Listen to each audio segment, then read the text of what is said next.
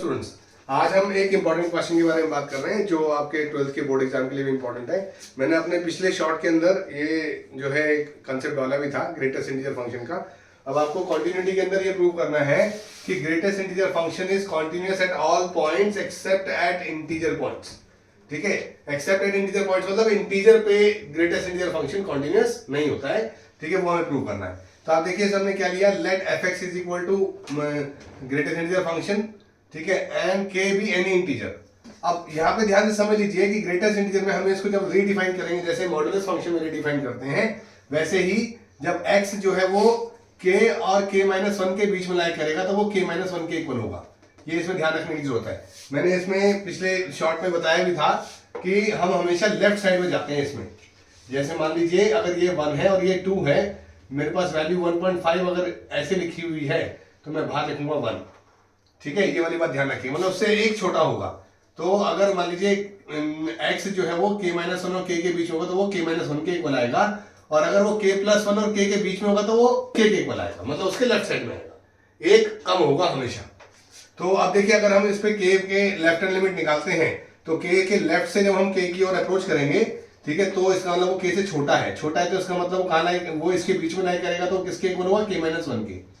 और जब वो k के इक्वल होगा तो जब हम उसको k पे राइट हैंड लिमिट लेंगे उसकी, तो राइट हैंड लिमिट में वो k+1 और k के बीच में होगा। राइट हैंड लिमिट में क्योंकि हम लोग k की ओर अप्रोच कर रहे हैं, k के राइट साइड से, राइट, k के राइट साइड से। जैसे मान लीजिए हम जो है इसके राइट साइड से अप्रोच करेंगे। जैसे यहां पर अगर हमने लिया एक नंबर k और ये हमने लिया ये k+1 और ये लिया k, तो अगर हम यहां से अप्रोच कर रहे हैं इसके बीच में, यहां से अप्रोच कर रहे हैं k से बड़ी वैल्यू से, तो ये k के इक्वल आएगा, मतलब उसके लेफ्ट में। तो ये हमारे पास यहाँ पे k के इक्वल आ जाता है। तो लेफ्ट हैंड लिमिट और राइट हैंड लिमिट दोनों इक्वल नहीं है। ठीक है, तो यहीं से ही प्रूव हो जाता है कि f(x) is not continuous at x is equal to k, right. अब यहाँ पे हमें बोला था कि हमें प्रूव करना था कि continuous at all points accept eight integer. तो अब हमने क्या किया, अब हमने k और k-1 के बीच में कोई नंबर ले लिया। जैसे यहां पर देखिए आप, हमने यहां पर ये k और ये हमने k-1 के बीच में कोई नंबर a ले लिया, राइट। अब हमने कोई नंबर a ले लिया, तो अगर हम इसके a के लेफ्ट से अप्रोच करेंगे a की ओर तो भी ये इसी के इक्वल आएगा। अगर हम इसके राइट से अप्रोच करेंगे तो भी ये इसी के इक्वल आएगा, राइट। हमने a के लेफ्ट से अप्रोच कर रहे हैं a की ओर, ठीक है, तो k-1 आएगा। a के राइट से अप्रोच करेंगे तो भी वो k-1 के इक्वल आएगा। तो left hand limit right hand limit के इक्वल हो गया। और जब हम एग्जैक्टली के रखेंगे तो भी हम इसके लेफ्ट में ये जो इंटीजर नंबर होगा वो इसके इक्वल आएगा। तो it means left hand limit is equal to right hand limit is equal to fa। तो hence it is proved that it is continuous at a। तो hence this question shows कि आपका जो ग्रेटेस्ट इंटीजर फंक्शन है वो integer point पे continuous नहीं होता। अब यहाँ पर हम एक और चीज बात करते हैं। जैसे अगर हम ग्रेटेस्ट इंटीजर फंक्शन में ग्राफ देखेंगे तो आपको ये समझ में आएगा, अगर मैं x की वैल्यू यहाँ पर 0 और 1 के बीच में कुछ भी रखूंगा तो ये 0 के इक्वल आएगा। ठीक है, मतलब हम इसको ऐसे भी डिफाइन कर सकते हैं, x less than 1 greater than equal to 0, तो ये 0 के इक्वल आएगा।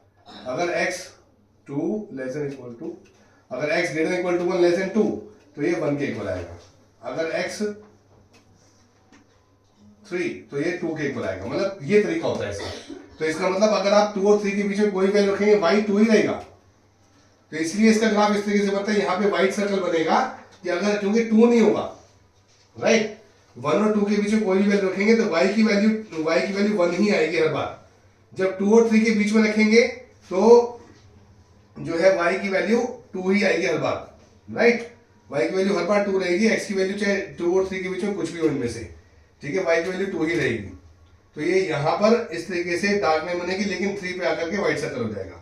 फिर जब 3 और 4 के बीच में कोई भी वैल्यू रखेंगे तो हम x की वैल्यू 3 और 4 के बीच में कुछ भी रखेंगे तो y की वैल्यू 3 ही आएगी एवरी टाइम।